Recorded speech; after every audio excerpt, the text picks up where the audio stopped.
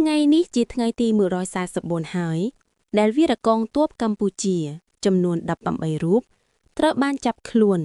និងដាក់ឲ្យស្ថិតក្រោមការឃុំក្រងរបស់យោធាថៃកម្ពុជាអំពាវនាវឲ្យភាគីថៃគោរពឲ្យបានម៉ឺងម៉ាត់ស្មោះត្រង់និងដោយសុឆន្ទៈពិតប្រាកដនៃសេចក្តីថ្លែងការណ៍រួមស្តីពីកិច្ចព្រមព្រៀងសន្តិភាពរវាងកម្ពុជានិងថៃត្រង់កថាខណ្ឌទី5បានគូបញ្ជាក់ថាភាគីថៃត្រូវដោះលែងយោធានទាំង18នាក់របស់កម្ពុជាជាបន្ទាន់ដោយមិនបង្អែបង្អង់ព្រមទាំងគោរពនិងអនុវត្តនូវរាល់កាតព្វកិច្ចទាំងឡាយនៅក្រោមច្បាប់អន្តរជាតិជាពិសេសច្បាប់មនុស្សធម៌អន្តរជាតិដោយដោះលែងវីរកងទ័ពកម្ពុជាឲ្យបានឆាប់រហ័សជាទីបំផុតដើម្បីពួកគាត់អាចវិលត្រឡប់មកជួបជុំក្រុមគ្រួសារវិញប្រកបដោយសុខសុវត្ថិភាពសូមគូបញ្ជាក់ផងដែរថារាជរដ្ឋាភិបាលកម្ពុជាបាននឹងកំពុងធ្វើការយ៉ាងសស្រាក់សស្រាមឥតឈប់ឈរ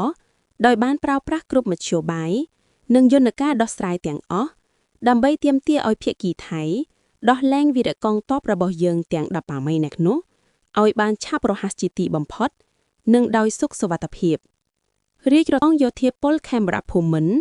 មិនដែលបបាំងកងទ័ពរបស់យើងណាម្នាក់ចោលនោះឡើយមិនថាក្នុងកាលៈទេសៈណាក៏ដោយ